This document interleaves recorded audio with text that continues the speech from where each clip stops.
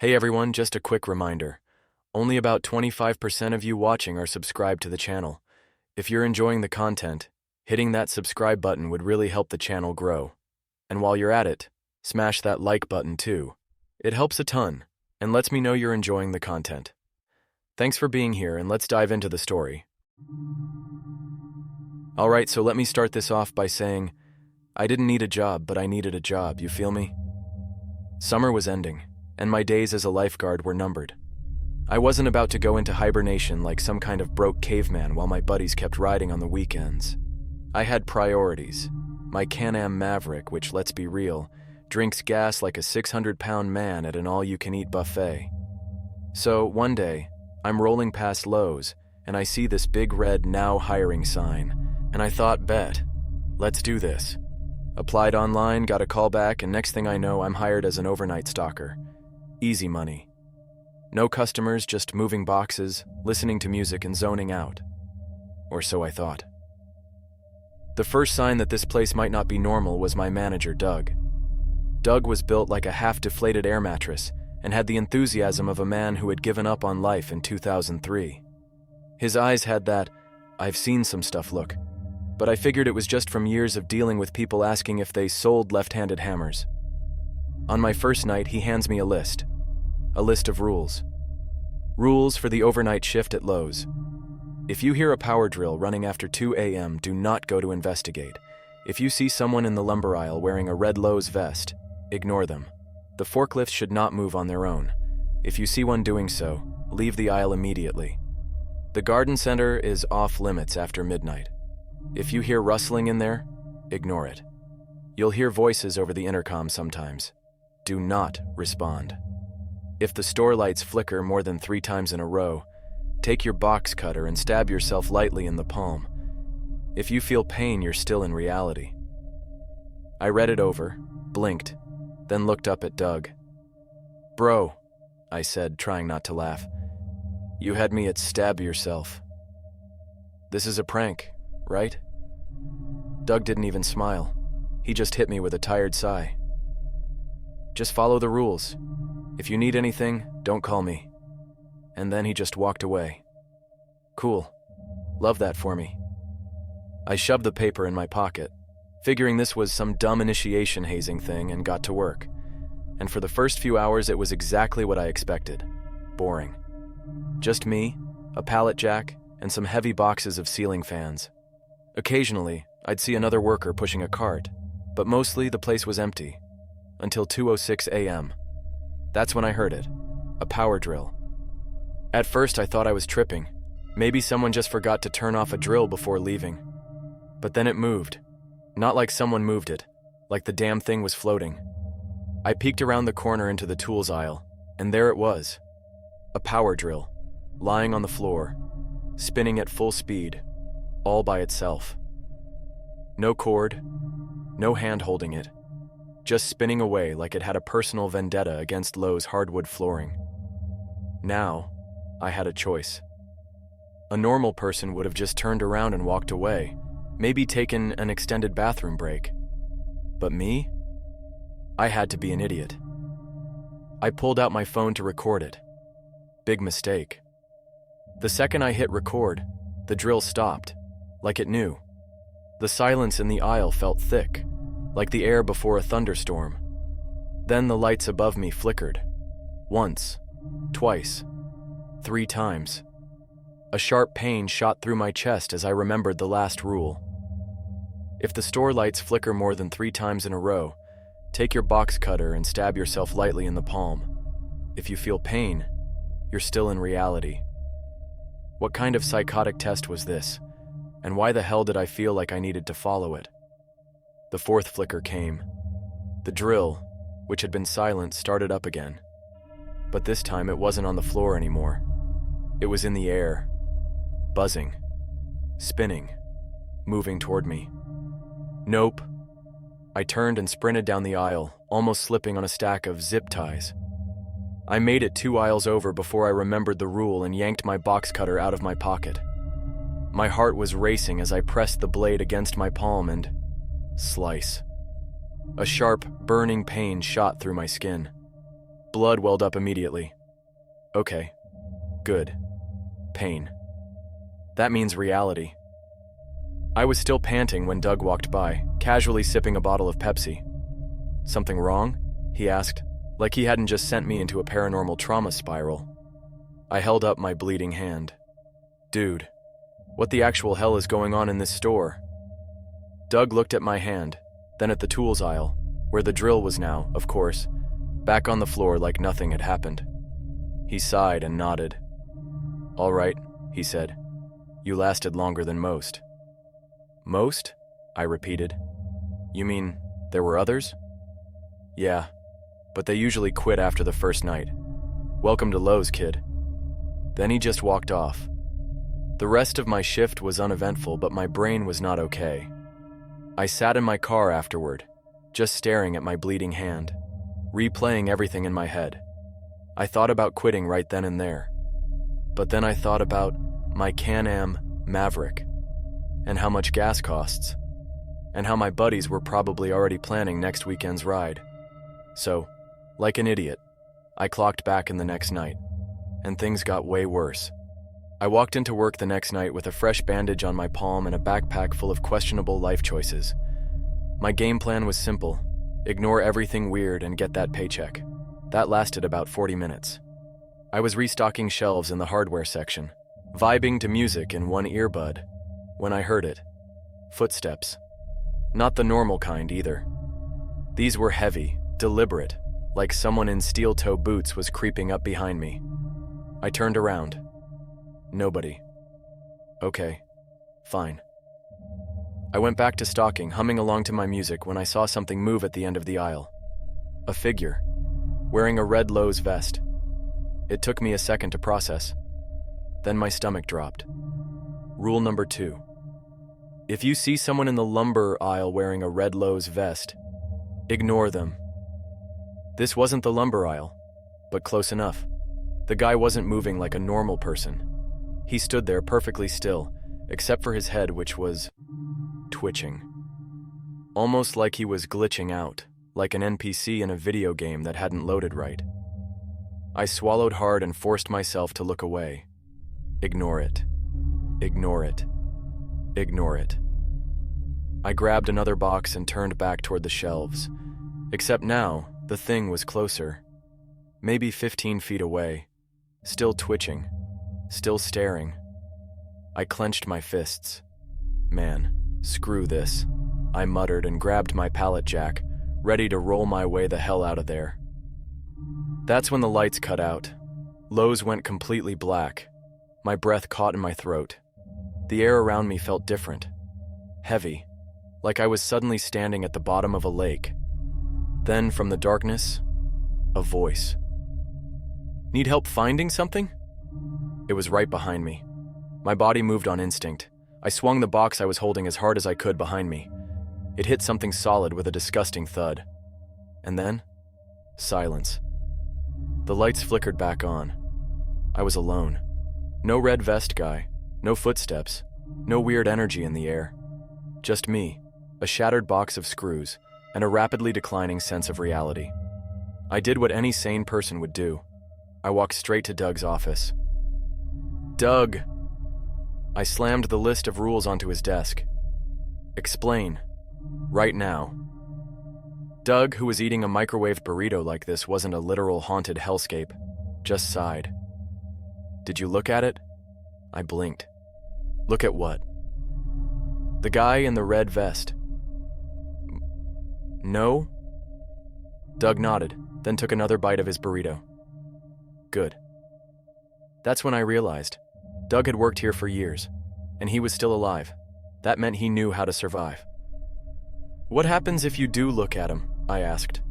Doug wiped his mouth, looked me dead in the eyes, and said, We don't talk about aisle 12. I should have quit right then. But did I? No, because I'm a moron, and because my Can-Am still needed upgrades. The next night, the forklifts started moving on their own. And that was the night I almost died.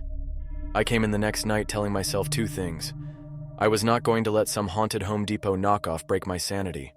I was definitely going to mind my own damn business. Spoiler alert, I failed at both. It started around 3 a.m. I was in the back near receiving, stacking some tile boxes, when I heard the beep. Beep. Beep of a forklift reversing. Nothing weird about that except nobody was supposed to be using the forklifts. I peeked around the corner and sure enough, one of the forklifts was moving by itself, slowly rolling forward, lifting its forks, shifting side to side like it was looking for something or someone. I pulled out my phone to record it, because if I was going to get possessed, I might as well go viral first. But the second I hit record, the damn forklift jerked toward me, like it knew I saw it. I did the only reasonable thing. I ran for my life. I sprinted through the aisles, dodging displays like I was in a damn obstacle course. But the forklift was fast. I could hear it revving behind me, metal forks clanking, tires squealing. I cut into the plumbing section, hoping to lose it, but when I turned the corner, another forklift was waiting. Both of them boxed me in, their engines growling like they were talking to each other, like they were planning something. I pressed myself against the shelves, heart pounding. Think, Jake. Think. Then I remembered. The list. If the forklifts move on their own, leave the aisle immediately. Yeah, no kidding. But I was trapped. That's when the lights flickered. Once, twice, 3 times. Nope. Not happening. I grabbed my box cutter, sliced my palm like I was some kind of DIY blood sacrifice, and braced for impact. The forklifts? They stopped. Just shut down. Dead silent. A few seconds passed and the lights flickered back to normal. I stood there panting, staring at the machines like they might start up again. But they didn't. They just sat there, lifeless, like nothing had ever happened. Doug found me sitting on a pile of mulch bags in the garden center, looking like I'd just fought in a ghost war. "You good?" he asked. I glared at him. "Doug, what the hell is going on here?" He shrugged. "Paranormal activity. Weird energy. Some people say the store was built on something bad. Some say it's cursed. Either way, follow the rules and you'll be fine." I ran a hand down my face. "And if I don't?" Doug just said. "Then we'll need another overnight stalker." Yeah, super comforting. I could have quit. I should have quit. But the Can-Am needed new tires. So, like an idiot, I clocked in the next night. That's when I met the thing in the garden center, and that was the night I almost didn't make it out alive. I came in for my shift that night with one goal: survive. At this point, I had seen floating power drills, glitching vest guys, and forklifts with a personal vendetta against me. So when I clocked in, I told myself, whatever happens tonight, just follow the rules and don't die. Simple. Right? Wrong. It started around 2:30 a.m. I was stocking some lawn chairs when I heard it, rustling in the garden center. Not wind, not an animal, something bigger. Rule number 4. The garden center is off limits after midnight. If you hear rustling in there, ignore it. But ignoring it was hard when the noise didn't stop. It sounded like something was moving between the plants, knocking over pots, shifting bags of soil. Then, it spoke. A voice, low and scratchy, came from the darkness. "Need help finding something?" Every hair on my body stood up. I turned, and that's when I saw it. A figure, half hidden behind a display of ceramic planters. Too tall, too thin, arms too long. Its face was wrong, like it was trying to be human but hadn't quite figured out how, and it was wearing a red Lowe's vest. I squeezed my eyes shut. Ignore it. Ignore it. Ignore it. But then it moved. Fast. Too fast. The next time I blinked, it was 10 feet closer. I didn't think. I ran. I bolted through the aisles, knocking over everything in my path. Pots shattered. Wind chimes crashed to the floor. I wasn't stopping for anything. The thing was behind me. I could hear its limbs creaking, twisting as it crawled up the shelves, moving along the racks like a damn spider. The sliding glass doors to the garden center were locked. I turned to the emergency exit. Bang! The shelves behind me collapsed. I spun around. It was gone. Just vanished. The whole store was silent except for my own breathing. Then, from behind me, "Need help finding something?" It was right in my ear. I did what any self-respecting man would do. I swung my box cutter straight into its chest. The blade sank in. The thing let out a horrible, screeching wail, like metal grinding against metal. And then it collapsed into dust. Gone. Just like that. Doug found me 10 minutes later, sitting on a stack of fertilizer bags, shaking. "Let me guess," he said. "Garden center?" I nodded. He sighed, pulled a cigarette from his pocket and muttered, "Well, that should keep it gone for a while." I blinked. "For a while?" Doug shrugged.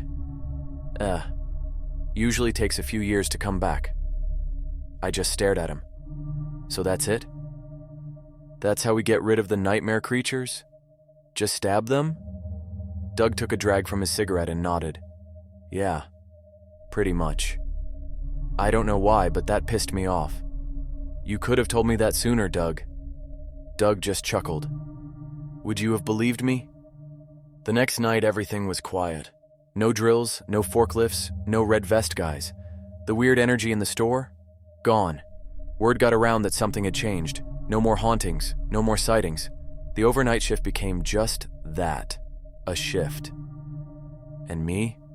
Well, I stayed. My side-by-side got its parts. My weekend stayed the same. And Lowe's? Well, it wasn't normal, but it was manageable. Doug still works there. He still eats sad burritos. And every now and then a new guy shows up. And Doug hands them a list of rules. Because who knows? One day, it might all start again. Saturday rolled around and you already know what that meant. Time to rip the Can-Am. I pulled up to our usual meetup spot out in the woods, where the guys were already there, standing around their side-by-sides like we were about to start a Fast and Furious spin-off, but for dudes with unpaid speeding tickets. First up, there was Kyle, who somehow always managed to show up already high and wearing a hoodie in 90-degree weather. Ricky, the self-proclaimed mechanic who once fixed his exhaust by zip-tying a Bud Light can over a hole.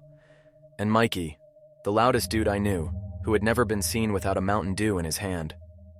I stepped out of my truck, stretched, and slapped the roof of my Can-Am like a proud dad.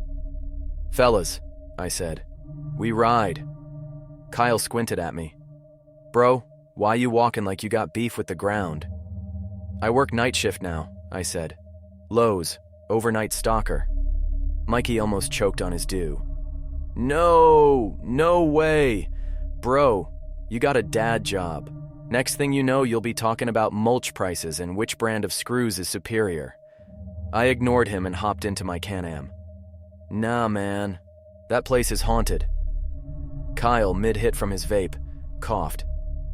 "Haunted?" I started up the engine. "I swear on my mama's credit score, that store is built on demonic energy." Ricky shook his head. "Jake, my dude, you stock shelves. How the hell is that haunted?" I hit the gas and rooster-tailed dirt all over Ricky's jeans. "Because, my guy," I yelled over the engine, "they handed me a list of rules." Kyle's eyes widened. "Like some horror movie type rules?" "Exactly." Mikey wheeze laughed. "Bro." "Let me guess." Rule number 1. If the toilet in the employee bathroom clogs, run. Ricky jumped in. Rule number 2. If a Karen enters the store after 9 p.m., she is not human. Kyle, struggling to hold in laughter, gasped. Rule number 3. If the manager offers you a raise, he's lying. They all lost it. I tried to stay serious. I'm deadass, man. There was this thing in a red Lowe's vest just standing in the lumber aisle, glitching out. Mikey wiped tears from his eyes. Glitching out? Like a bad Walmart self-checkout? Yes. Ricky was doubled over. What did it say? Please place haunted item in the bagging area. Kyle was on the verge of crying. Unexpected entity in the bagging area. They were dying. I shook my head, smirking. Y'all laugh now, but I almost got taken out by a forklift with a death wish. Mikey, in between gasps for air, pointed at me. Bro, Did you check its work history? That thing's probably been working at Lowe's longer than Doug. That's when I lost it. Kyle collapsed onto the ground. Ricky had to take a knee. Mikey was beating the side of his Can-Am like it owed him money. After a solid 5 minutes of laughter, Kyle finally sat up, wiping his eyes.